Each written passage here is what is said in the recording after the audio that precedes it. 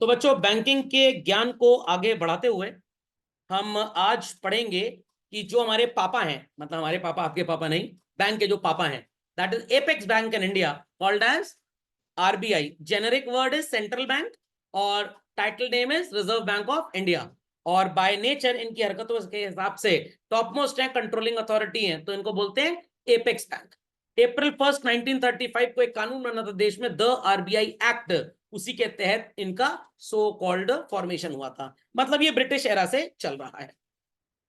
तो बैंक क्या काम करता है तो मैंने आपको बता दिया, इसलिए ये जरूरी नहीं है आगे बताना।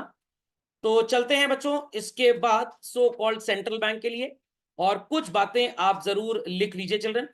तो central bank is the top most institution in the country. और ये काम बेसिकली क्या करता है? सबसे पहला ये काम करता है what is called as of controlling. I repeat children, ये काम करता है कंट्रोलिंग का। और कंट्रोलिंग के साथ साथ इसका और क्या क्या काम है? It organises, it regulates, it supervises, develop करता है पूरे कंट्री में एक बढ़िया फाइनेंशियल सिस्टम को। आप इन पॉइंट्स को अपनी कॉपी में जरूर लिखें, नोट्स में लिखा हुआ है बट आप लिख जरूर लें, क्योंकि आपको इसमें एमसीक्यू पूछा जाएगा। 4 में से 3 ये बातें होंगी, एक बकवास होगी। और क्वेश्चन होगा which of the following is not the primary activity of central bank, that is RBI. झटपट लिखें बच्चों, देन आई एक्सप्लेन। तो let me start with the explanation और आप लोग साथ साथ लिखते जाइए। So they will organize the whole banking system. They will instruct every bank's head office, the officers, कि कहां पे आपको ब्रांचेस सेटअप करनी है, कहां पे किस लेवल तक के बिजनेसमैन को अप्रोच करना है लेंडिंग के लिए, कितना आपको डिपॉजिट कहां से मिल सकता है, कैसे बैंक की ब्रांच चलानी है, कैसा आपका ऑफिस का स्ट्रक्चर होगा, आपको कितना आईटी सिस्टम पे खर्च करना पड़ेगा, एक पर्टिकुलर ब्रांच एक पर्टिकुलर एरिया में अगर है तो वहां पे कितने कैश काउंटर्स होंगे। तो मान लीजिए कि आपने एक रेजिडेंशियल एरिया में ब्रांच खोली, तो 2 cash counter will be more than sufficient, एक डिपॉजिट के लिए और दूसरा विड्रॉल के लिए। बट कमर्शियल एरिया है and full of retail shops, I repeat, full of retail shops, और ऐसा एरिया जहां पे कैश की बहुत ही ज्यादा ट्रेडिंग होती है, डीलिंग होती है, कैश में बिजनेस बहुत होता है और छोटे नोट ज्यादा आएंगे, तो आपको कैश काउंटर की संख्या थोड़ी सी बढ़ानी पड़ेगी। कमर्शियल बेल्ट पे आपकी दुकान अगर है, कमर्शियल एरिया में जनरली लॉकर्स की रिक्वायरमेंट कम होती है, बट रेजिडेंशियल एरिया में जो बैंक की ब्रांचेस होती हैं वहां लॉकर की रिक्वायरमेंट ज्यादा होती है। तो कमर्शियल एरिया में लॉकर थोड़े से कम होंगे और रेजिडेंशियल में थोड़े से ज्यादा होंगे। समझ में आ गया? लाइटिंग पर्पस कैसा होगा, मशीनें कैसे लगी होंगी, बैंक में टॉयलेट कहां पे होगा, आरओ कहां पे होगा, सब कुछ आरबीआई बताता है, सब उनके स्टैंडर्ड ऑपरेटिंग प्रोसीजर में लिखा हुआ है। What it clear? गार्ड के पास गन कौन सी होगी ये भी लिखा होगा, लॉक किस कंपनी का लगेगा ये भी लिखा होगा, किसकी क्या अथॉरिटी है ये भी लिखा होगा। समझ में आ गई बात? So this is called as what children? Organising.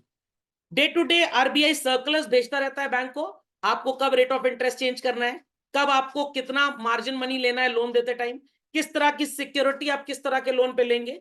अगर आप लोन दे रहे हैं एक फैक्ट्री ओनर को, लैंड अगर उसके अपने नाम पे है तो जमीन के कागज रख लीजिए 10 करोड़ के और 5 करोड़ का लोन बांट दीजिए।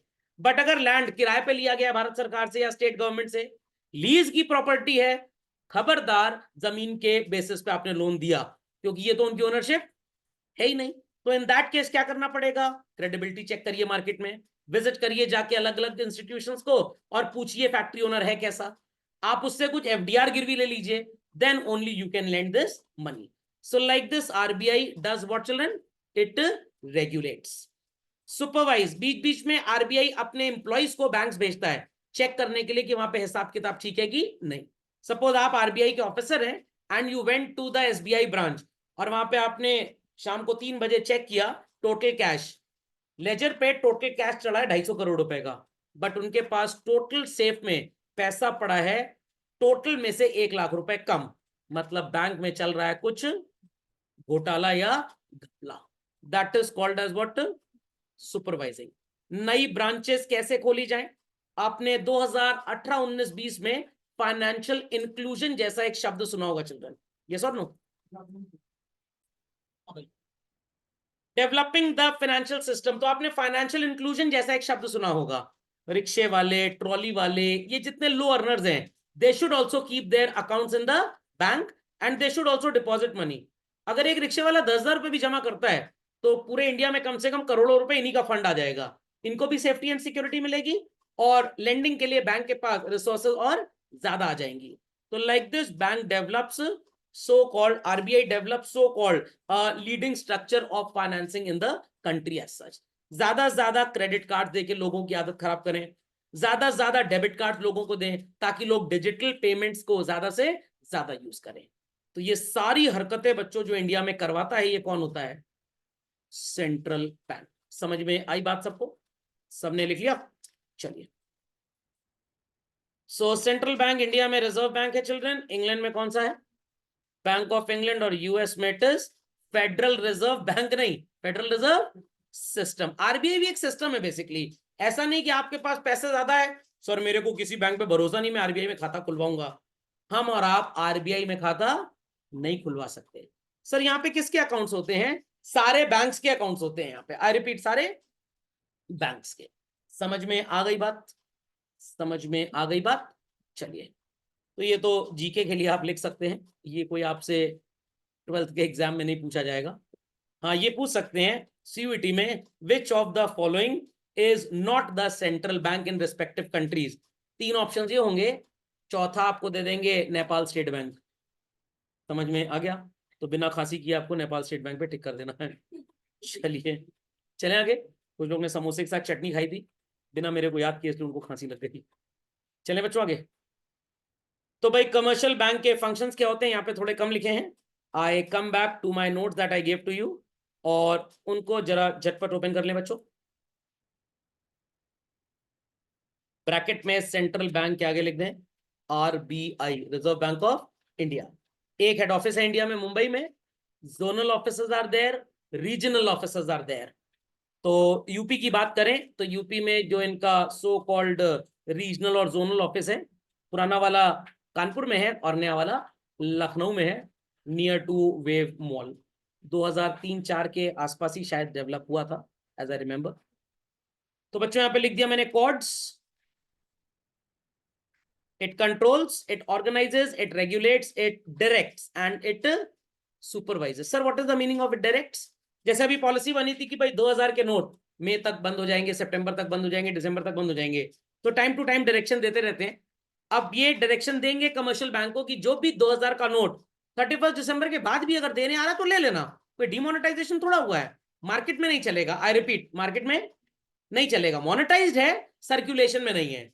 तो उससे उसका आधार ले लीजिएगा और पैन ले लीजिएगा।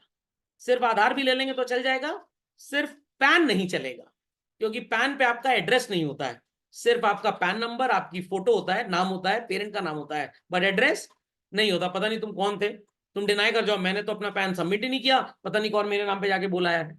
अंडरस्टैंडिंग? अब बच्चे कहेंगे सर पैन और आधार तो लिंक होता है, सबका थोड़ा आज तक लिंक हुआ है।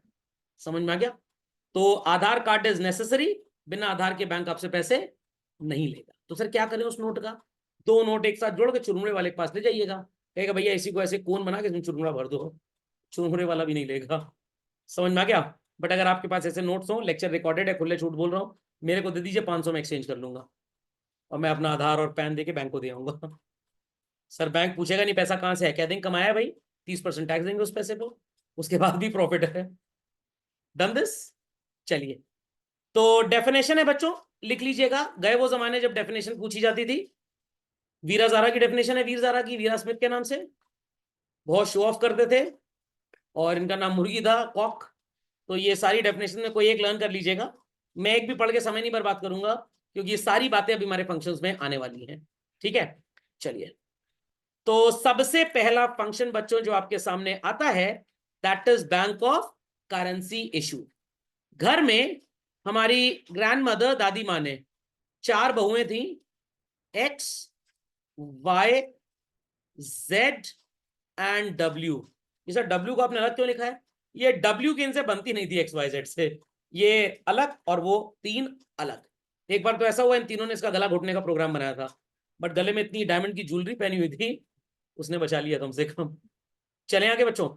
तो अगर आरबीआई एसबीआई को, एचडीएफसी को, आईसीआईसीआई को, सबको बोल दे नोट छापो, तो सब नोट छापेंगे।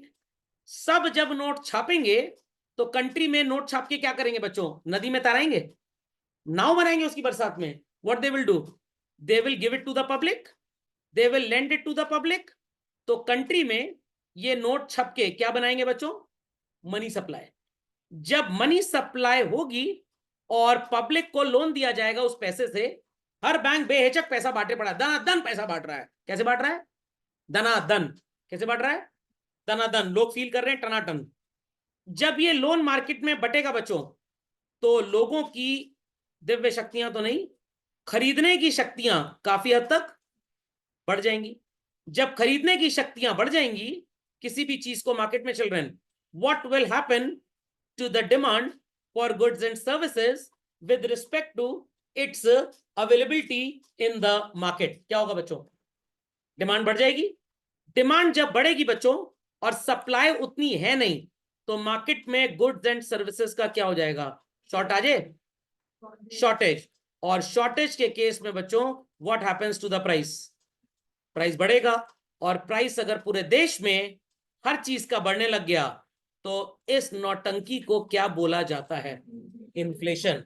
क्या आरबीआई चाहेगा इन्फ्लेशन हो, गरीब आदमी मरे, नहीं चाहेगा, ऐसा बिल्कुल नहीं चाहेगा। तो आरबीआई कहेगा सिर्फ मैं नोट छापूंगा, सिक्का बनाऊंगा। 1 रुपए का नोट और सिक्का मिनिस्ट्री ऑफ फाइनेंस, जो कि 40-50 साल पहले शायद बंद कर चुके होंगे, नहीं थोड़ा ज्यादा बोल दिया मैंने, 90s तक 85 तक छपा था, उसके बाद बंद हो गया है। तो आरबीआई कह रहा है सारे नोट आज की तारीख में मैं ही छापूंगा, क्योंकि अगर सबको अथॉरिटी दे दी गई तो सब इंडिया गॉट टैलेंट, सब अपना हुनर दिखाएंगे और दनादन नोट छापेंगे और कंट्रोल किसी के ऊपर रहेगा ही नहीं।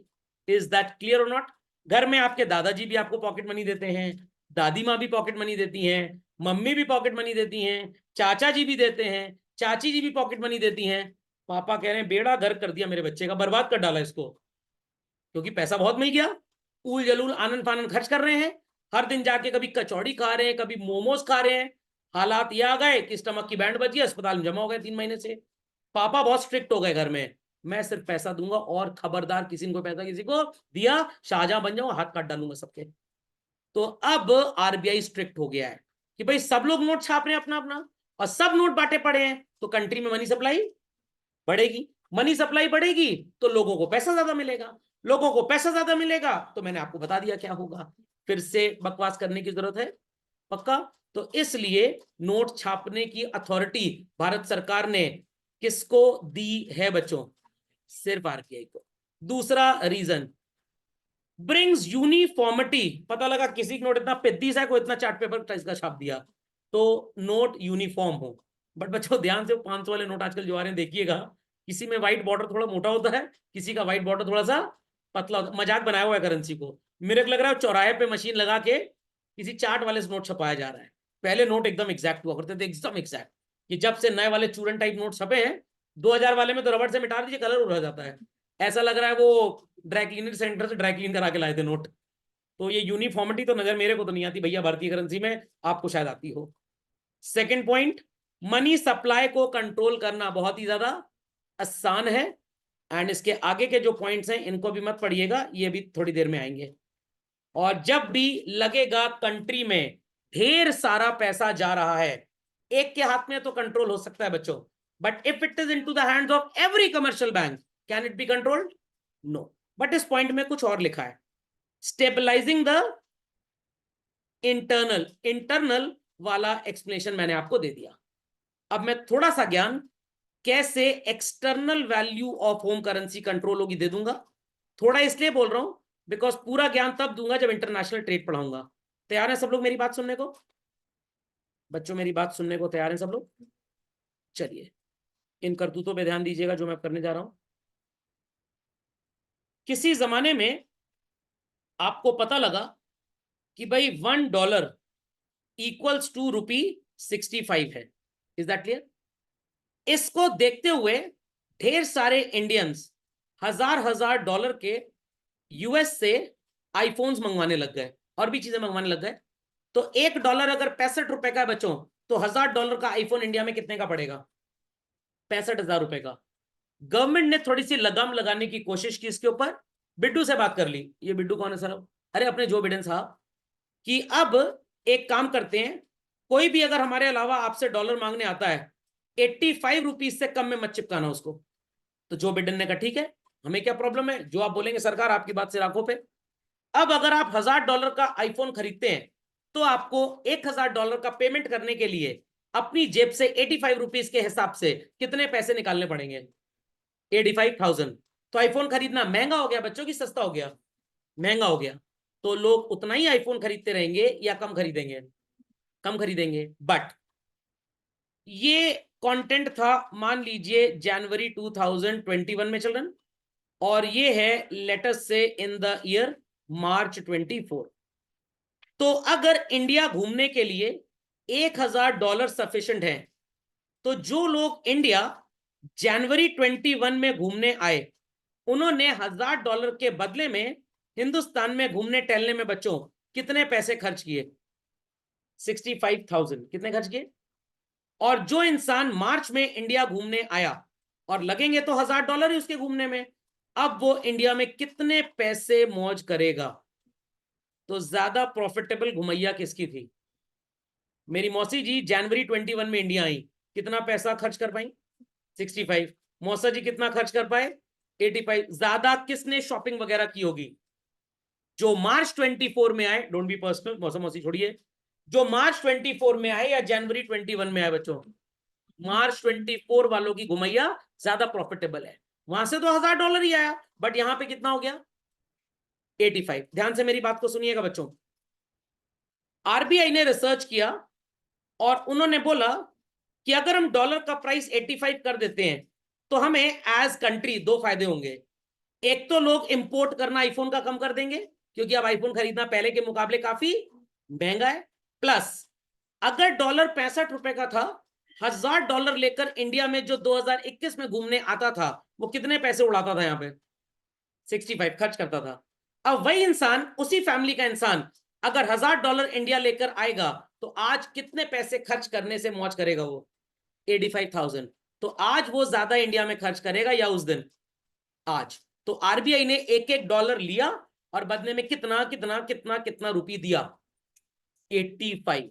तो आरबीआई के पास $1000 आए और 85,000 रुपीज उस अमेरिकन घुमक्कड़ को दे दिए। अब अमेरिकन घुमक्कड़ 85,000 रुपए लेकर यूएस तो जाएगा नहीं, वो 85,000 रुपीज को इंडिया में ही कहीं ना कहीं खर्च करेगा। होटल का बिल पे करेगा, कपड़े खरीदेगा, समझ में आ गया, मोबाइल फोन बिल पे करेगा, टैक्सी का बिल पे करेगा। तो इंडिया में टोटल सर्कुलेशन कितने का हो गया? 85,000 का। ठीक है, $1 आरबीआई ने कितने रुपए में बदला था? 85। तो मैं बोल सकता हूं आरबीआई एक दुकानदार है, आरबीआई ने $1 खरीदा, कितने रुपए का? 85। ये बात समझ में आ गई? अब आरबीआई को पता लग गया ढेर सारे इंडियंस, आई रिपीट ढेर सारे इंडियंस जो पहले यूएस घूमने का प्लान आफ्टर एग्जाम बना रहे थे इन द ईयर जुलाई 2024, उन सब ने अपना प्रोग्राम कैंसिल कर दिया। आरबीआई मौज कर रहा था, अरे ले लो $1, दे दो 85 रुपए। कल को यही $1 इन लोगों को 90-90 रुपए में चिपकाएंगे और 5-5 रुपए $1 में कमा लेंगे।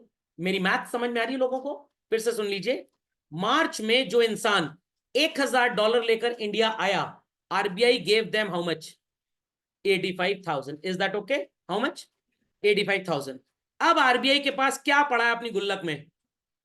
$1000। और बाजार में कितने पैसे घूम रहे हैं? ठीक है, कोई फर्क नहीं पड़ता, आरबीआई बाजार के घूमने वाले पैसे को तो कंट्रोल नहीं कर सकता। आरबीआई की गुल्लक में कितना पैसा है बच्चों? $1000। आरबीआई ने सिर्फ इसी इंट्यूशन से खरीदा था कि आज 85 में खरीद लो और कल को जुलाई में जब सारे क्लास 12 के बच्चे एग्जाम पास करने के बाद हॉलीडे मनाने यूएस जाएंगे, हम ये डॉलर उनको दे देंगे और उनसे 90-90 रुपए लेंगे। ऐसे सपने शेख चिल्ली आरबीआई देख रहा था। समझ में आ रही मेरी बात? बट अब आरबीआई की उम्मीदों पे मिनरल वाटर नहीं, नॉर्मल पानी फेर दिया गया। तो आरबीआई की गुल्लक में क्या पड़ा है बच्चों? आरबीआई की गुल्लक में क्या पड़ा है? $1000। आरबीआई चाहता है इनको देना, बट ये लेना नहीं चाहते। क्या करे बेचारा आरबीआई? ऑब्वियस सी बात है, मेरे को तो फोन करेगा ही करेगा। उसके बाद मैं क्या सलाह आरबीआई को दूं? सारे डॉलर सो कॉल्ड हवन कुंड में जला दीजिए। कैसा करेगा आरबीआई? नो। आरबीआई से क्या बोलूं, बेचो 100 रुपए में डॉलर, लोग देखेंगे महंगा है, वेबलेन इफेक्ट, सब खरीद लेंगे। पागल नहीं है कोई भी। व्हाट आरबीआई शुड डू, जल्दी से जल्दी ये डॉलर लिक्विडेट कर दे, हटा दे, छुटकारा पाए। बताइए बताइए बताइए। आरबीआई कहेगा हम तो भैया नॉन प्रॉफिट इंस्टीट्यूशन है, आओ 76 रुपये में डॉलर ले जाओ। तो आरबीआई ने जिस चीज को कभी 85,000 रुपीज में खरीदा था, आज वो चीज पब्लिक को कितने में बेची जा रही है, 76। कितना लॉस हुआ आरबीआई का, 9,000। नहीं समझ में आई बात। 85 रुपए में डॉलर खरीदा और 76 में हिंदुस्तानी को बेचा। हिंदुस्तानी क्या सोच रहा है, बढ़िया है, सस्ता है, चलो यूएस घूम आते हैं। नहीं तो पहले यूएस घूमने के लिए पैसे थोड़े ज्यादा सोचे जा रहे थे। Are people understanding this thing. तो आरबीआई ने कहा कोई बात नहीं, 9,000 का नुकसान है, हम कौन प्रॉफिट मेकिंग इंस्टीट्यूशन है, we are a non profit making institution. Bharat सरकार कहेगी चिंता ना करो, जो टैक्स कलेक्ट हुआ है उसमें से 9,000 तुम्हारा कवर कर देंगे। Is that understood, is that understood. पक्का। इस तरह से व्हाट आरबीआई डिड, आरबीआई ने डॉलर की बढ़ती हुई प्राइस को थोड़ा सा कंट्रोल कर दिया। इसका आगे का ज्ञान इंटरनेशनल ट्रेड यूनिट जब हम पढ़ेंगे नेक्स्ट क्लास में तो मैं आपको बताऊंगा। अंडरस्टूड कैसे आरबीआई कंट्रोल करता है इस चीज को। बट अगर आरबीआई के पास बड़ी सुपर कॉन्फिडेंट न्यूज आ गई कहीं से, क्या न्यूज आ गई, पगला गए सारे के सारे हिंदुस्तानी बच्चे, कह रहे यूएस जाके पढ़ेंगे, क्यों, वहां पे पढ़ाई बहुत कम होती है, मौज ज्यादा होती है। आरबीआई कह रहा अच्छा ऐसा है, ठीक है। आरबीआई कह रहा आओ बेटा। अब आरबीआई कह रहा है ज्यादा से ज्यादा हिंदुस्तानी अगर वहां चले गए तो नालायक लौट के आएंगे नहीं। हमने तो इतनी व्यवस्था की है, टूरिज्म सेक्टर बढ़ाया, सब किया।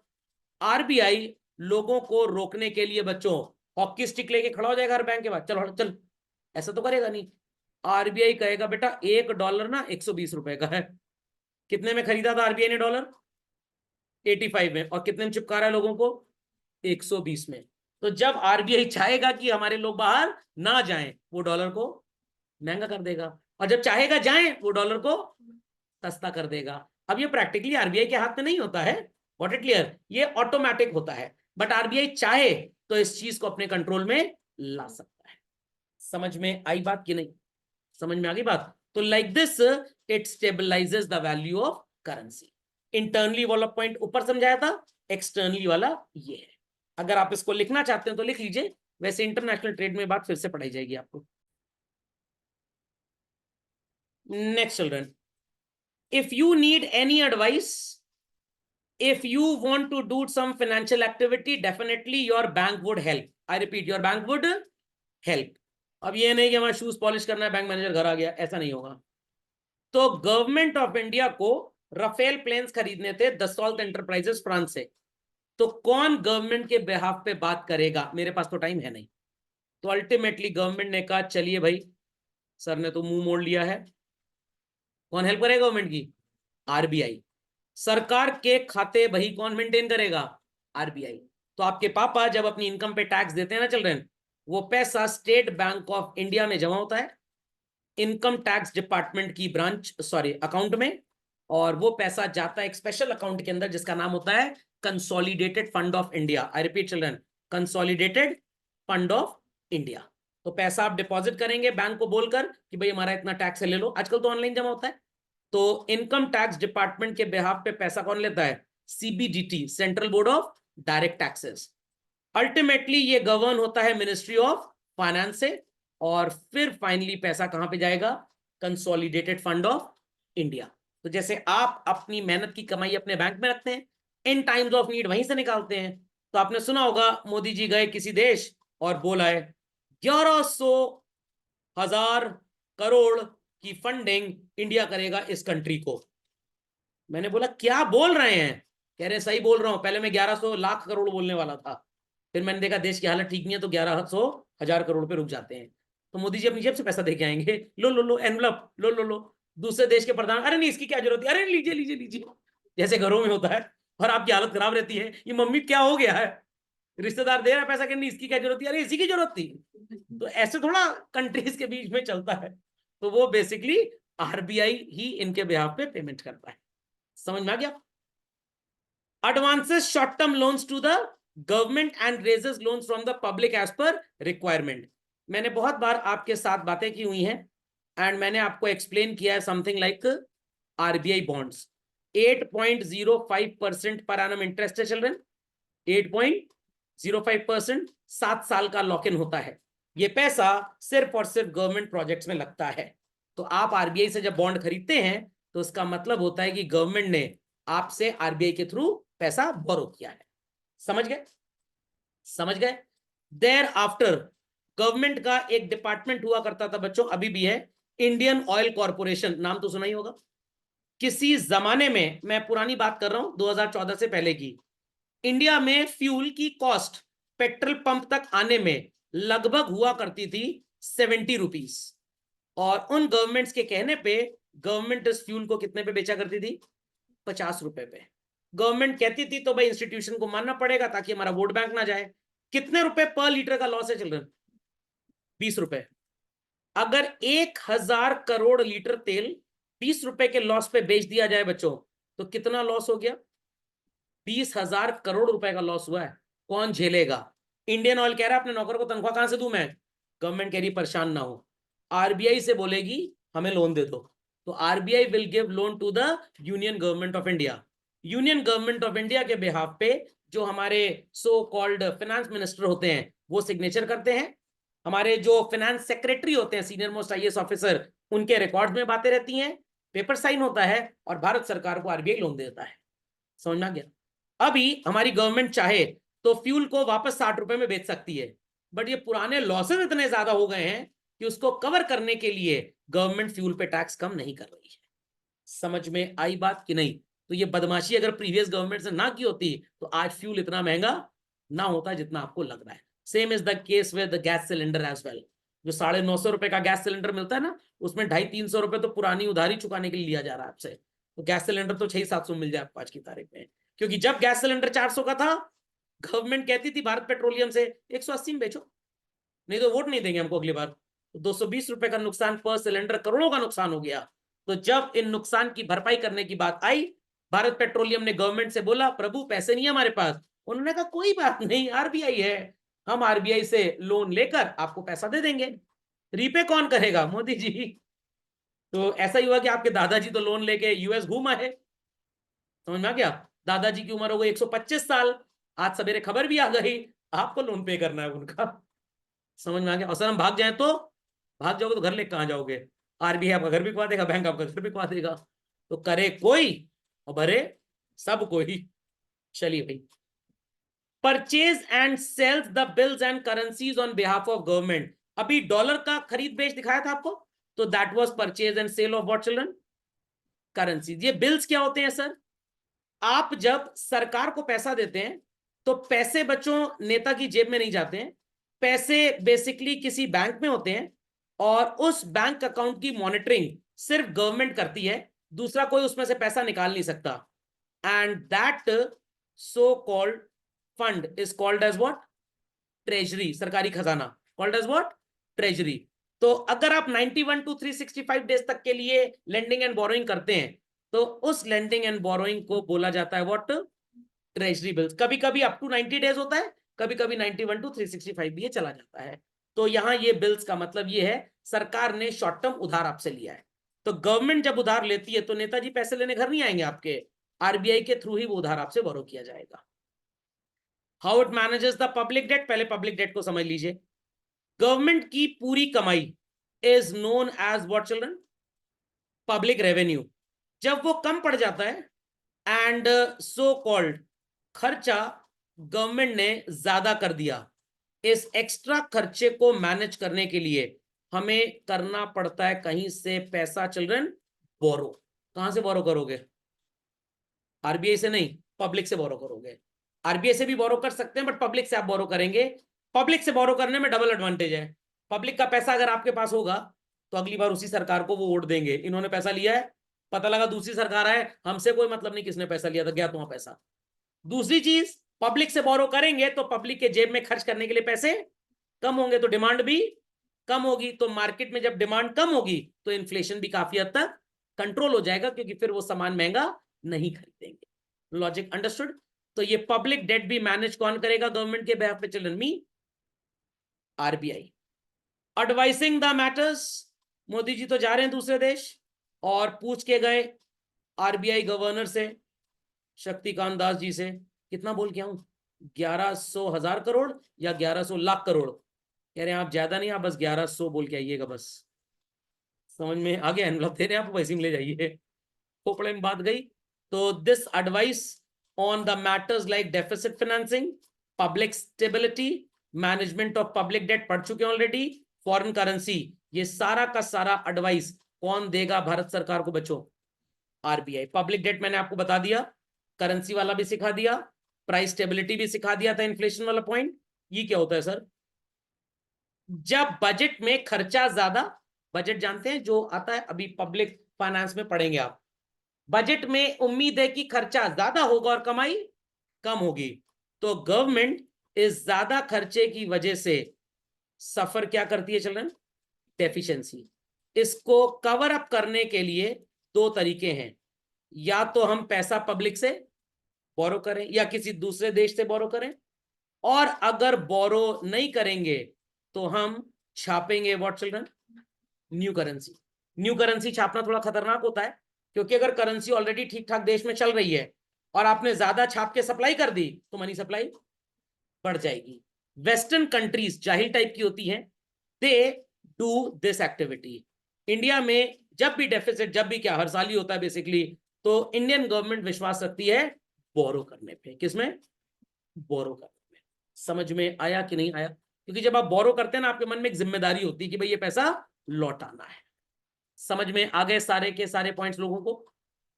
समझ में आ गए भाई? चलिए, अमन जी कुछ पूछना चाहते हैं? चलिए। हाँ,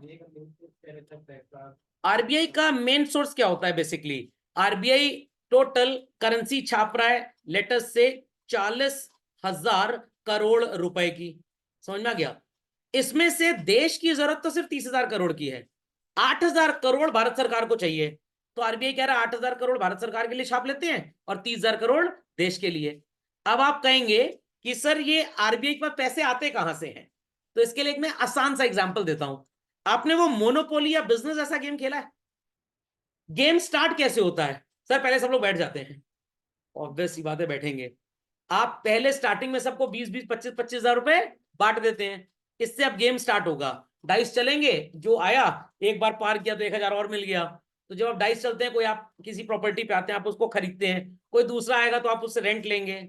ऐसे होता है कि नहीं होता? तो स्टार्टिंग में जो 25-25 हजार आपको जिस जगह से मिला, वो छोटी सी एक डिब्बी थी, वो डिब्बी आरबीआई होती है बेसिकली।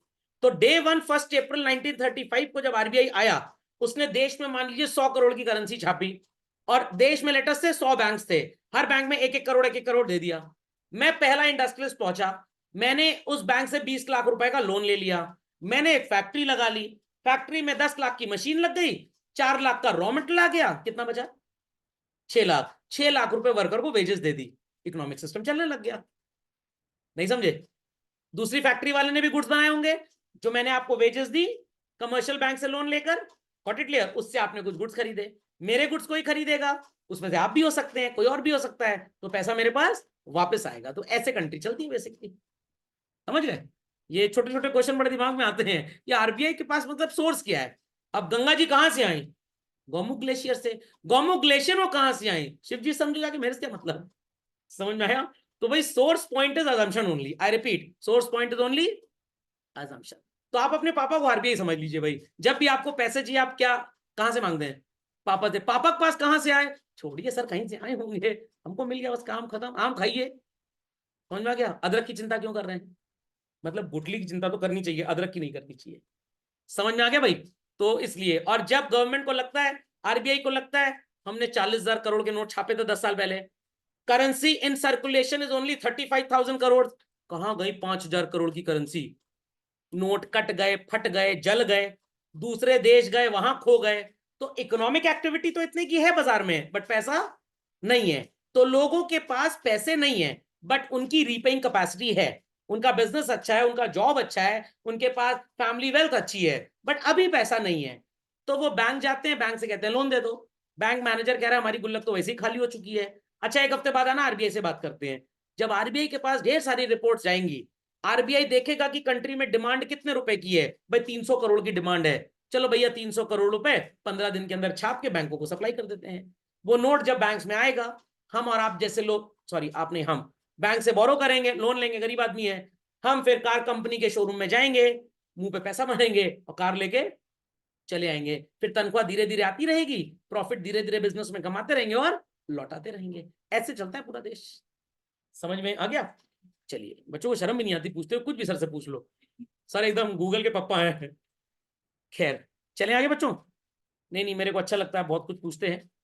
बेसिकली किताब में जो लिखा है वो तो कोई भी पढ़ा देगा, वो कोई भी जानता है, बट रियलिटी क्या है, कल को जब आप इंटरव्यूज फेस करेंगे ना, आपसे ही छोटी छोटी चीजें पूछी जाएंगी कि हम जितना चाहे उतना पैसा छाप लें, क्या फर्क पड़ेगा। हाँ ये तो सर एक बार बता रहे, हम सुने नहीं क्लास में, क्योंकि हमारे कोर्स में नहीं था ये। कोर्स में 5 पॉइंट थे बस हमारे, और 5 पॉइंट जीवन में काम ही नहीं आने कहीं पे, क्योंकि वो तो किताब में आ चुके हैं। अंडरस्टैंडिंग?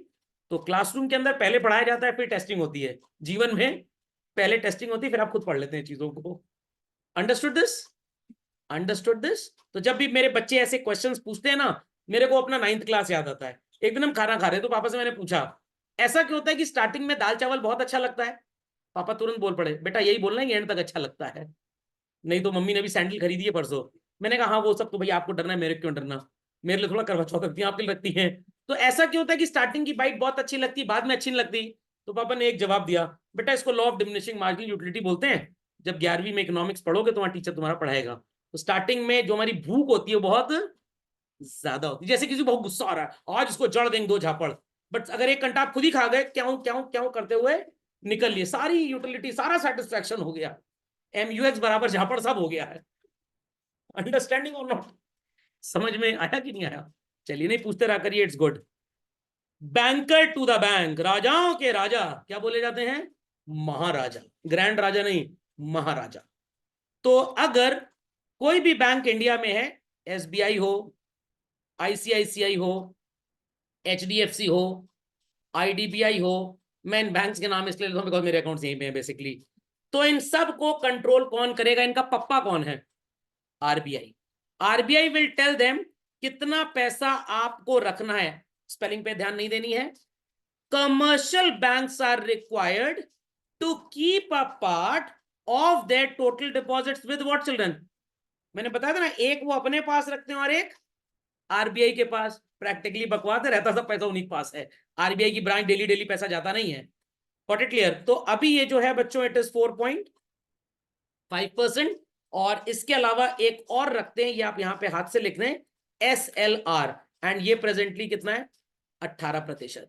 तो बुक्स में आपको जो टैक्स लिटरेचर मिलेगा वो ये है, जो पैसा कमर्शियल बैंक आरबीआई के पास रखवाता है वो CRR, और जो अपने पास रखता है वो SLR। प्रैक्टिकली बच्चों सारा पैसा वो अपने पास रखता है। डेली के डेली आरबीआई तक कोई भी गाड़ी या ट्रक विजिट नहीं करेगा। हाँ, कमर्शियल बैंक के पास SLR में से पैसा निकालने की इजाजत होती है, उसके लिए आरबीआई से पूछने की जरूरत नहीं है। बट अगर CRR में से पैसा निकालना है, उनको एक आरबीआई को मेल करना पड़ेगा कि भाई हमारे यहाँ आज विड्रॉल ज्यादा हो रहा है, हमारा SLR खत्म हो रहा है, please permit us to withdraw money from CRR। RBI तुरंत अलाउ कर, नहीं नहीं ऐसे नहीं चलेगा, हम बताएंगे आपको। अरे भैया इतना अगर बोल दिया, और कस्टमर को बोल दिया बैंक के एम्प्लॉय ने, आज तो पैसा नहीं है, चालू World War 5। सर 3 हुई नहीं, आप 5 कह रहे हैं। 3 देशों के बीच में होगी, 4 घर में होती है, 5 चलेगी वहां पे। Got it? तो ऐसा प्रैक्टिकली नहीं होता है। आरबीआई के बिहाफ पे कमर्शियल बैंक्स काम करते हैं चिल्ड्रन। तो अगर किसी भी कमर्शियल बैंक के पास पैसे की शॉर्टेज होती है, तो वो कमर्शियल बैंक गिड़गिड़ाएगा, रहम की भीख मांगेगा भिखारी की तरह, किसके सामने? आरबीआई के सामने। एक शब्द यहां पे क्या लिखा है बच्चों? रीडिस्काउंटिंग, ध्यान दीजिएगा। X is a seller and Y is a buyer. दोनों के बीच में बच्चों एक बना व्हाट? Bill of exchange. कितने रुपये का? 10,000 का। X कह रहा है मैं तो 3 महीने बाद पैसा दूंगा, Y कह रहा है मेरे को तो अभी पैसे की जरूरत है। सॉरी, Y कह रहा है मैं 3 महीने बाद पैसा दूंगा, X कह रहा है I am in need of money today. Y कह रहा है मेरे पास पैसा नहीं है। X चला गया कहां पे बच्चों? SBI।